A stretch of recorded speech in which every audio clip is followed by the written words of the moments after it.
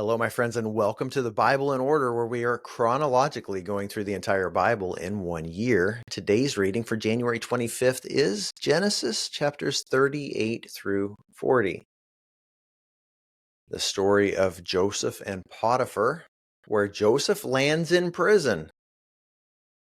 My question is, could Joseph have done anything differently? Did he do anything wrong? Was God trying to teach him a lesson?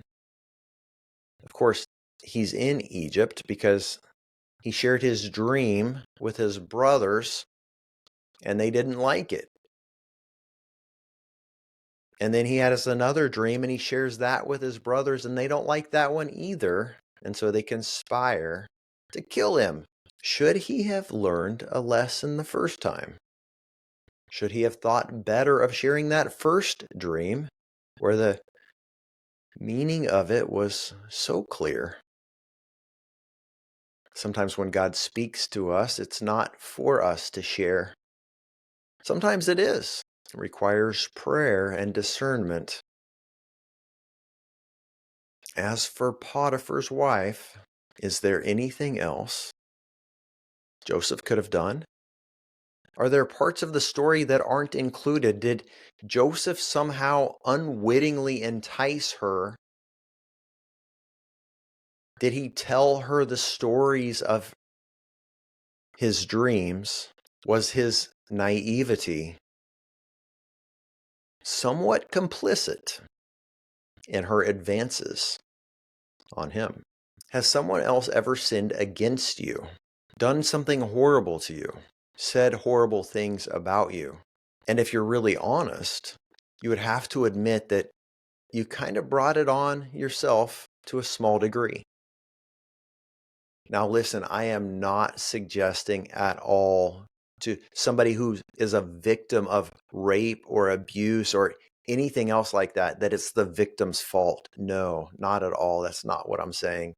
But I am suggesting that we could always learn from the things that happen to us. I am suggesting that it's very important that we forgive those who sin against us. Jesus said that we will be forgiven in the same measure that we forgive others.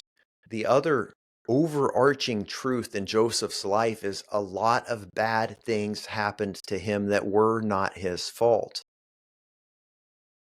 And yet God used those things to place him in situations like being in prison where he learned, where he made contacts with very important people, people who were connected to Pharaoh himself.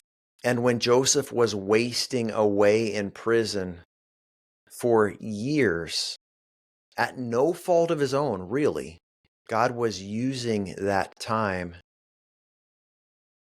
to grow him in wisdom, to grow him in holiness, to grow him in self-restraint, teaching him to bite his tongue, teaching him how to interpret dreams, and preparing him to take the throne, preparing him to be reunited in a position of leadership over and above his brothers and even his father and mother.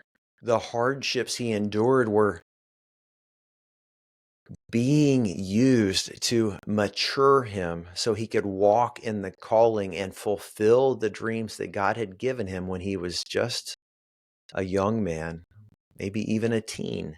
And may he do the same for you and for me, even today. God bless you, my friends. Thank you for being on this journey with me.